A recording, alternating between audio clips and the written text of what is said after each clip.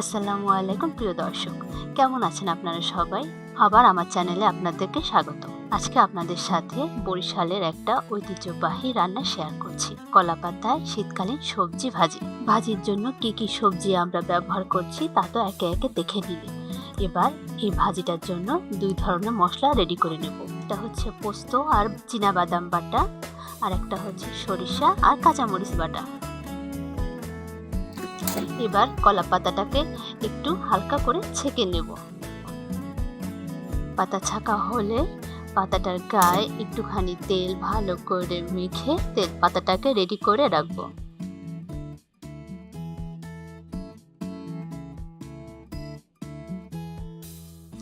এবার আমরা তরকারিগুলো মাখাবো। এই জন্য আলু, মূলা, ফুলকপি, সিম, গাজর, পেঁয়াজের কালি, টমেটো সব তরকারি একটা বড় পাত্রে নিয়ে নেব। রসুন বাটা, পেঁয়াজ বাটা, পেঁয়াজ কুচি, সামান্য কাঁচামরিচ কুচি, সামান্য আদা বাটা, জিরা ও ধনিয়া বাটা, কাঁচামরিচ সরিষা বাটা, পোস্ত আর বাদাম বাটা, স্বাদ মতো লবণ, শুকনো মরিচ গুঁড়ো, হলুদ গুঁড়ো।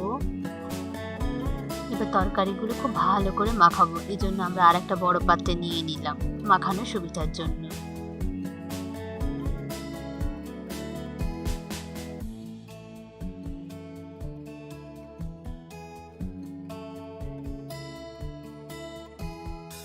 তরকারিগুলো খুব ভালো করে মাখানো হলে যে কড়াইটাতে আমরা ভাজবো সেই কড়াইটার উপরে ওই তেল মাখানো সেই কলা পাতাটা রেখে মাখানো তরকারিগুলো কলা পাতার উপরে দিয়ে দেব।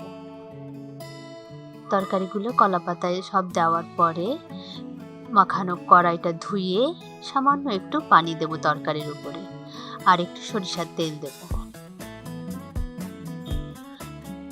এবার কড়াইটাকে চুলার উপরে দিয়ে দেব এবং খুব লো হিটে 40 মিনিট এভাবে রান্না করব। মিনিট 15 পর একবার ঢাকনা খুলে দেখব। এখন এখান থেকে কিছুটা ঝোল আমরা উঠিয়ে রাখবো পরে ব্যবহার করার জন্য। 40 মিনিট পরে পাতাটা একটু উঠিয়ে দেখব যে পাতাটার নিচটা পোড়া পোড়া হয়েছে কিনা। যদি পাতাটার নিচ পোড়া পোড়া হয় তাহলে বুঝতে হবে তরকারির নিচের পাশটা ভাজা হয়ে গেছে। এবার আরেকটা কলা পাতার সাহায্যে তরকারিটা উল্টিয়ে দেব। এই কলা পাতাটাও হালকা একটু ছেঁকে তেল মেখে নিয়েছি। দুটি থালার সাহায্যে কলা পাতা দুটি উল্টিয়ে নিয়েছি। এখন আবার কড়াইতে কলা পাতাটা দিয়ে দেব।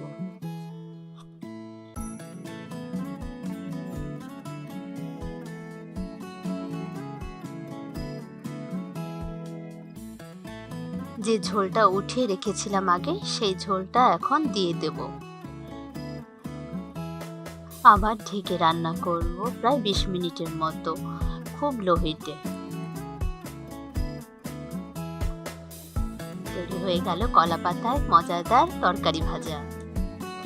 ভিডিওটি পছন্দ হলে লাইক, কমেন্ট, শেয়ার করে পাশে থাকবেন, আর দয়া করে আমার চ্যানেলটিও সাবস্ক্রাইব করবেন। এতক্ষণ সাথে থাকার জন্য অনেক অনেক অনেক ধন্যবাদ।